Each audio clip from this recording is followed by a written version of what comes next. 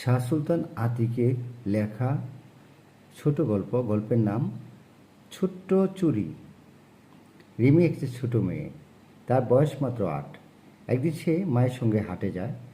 অনেক দোকান, অনেক মানুষ আর অনেক কিছু দেখে সে অবাক হয়ে যায়।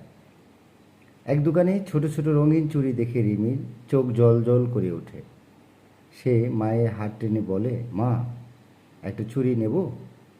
মা একটু হাসলেন। চলো দাম জিজ্ঞেস করি। দোকানদার বলল, এই চুড়িটা মাত্র 10 টাকা। রিমির মুখ শুকিয়ে গেল, কারণ তার হাতে ছিল মাত্র 5 টাকা। সে বলল, আমি কি 5 টাকা দিচ্ছি, তুমি একটা দেবে? দোকানদার একটু চুপ করে রইলেন। তারপর একটা লাল চুড়ি নিয়ে রিমির হাতে পরিয়ে বললেন, এইটা উপহার, কারণ তুমি চুড়িকে ভালোবেসেছ। রিমির চোখে আনন্দের জল। সে মাকে জড়িয়ে ধরে বলল, মা, মানুষ ভালো হলে পৃথিবী সুন্দর হয় না? মা হেসে বললেন, হ্যাঁ মা, ভালোবাসা দিয়ে পৃথিবী বদলানো যায়। সকলে ভালো সুস্থ থাকুন। ধন্যবাদ।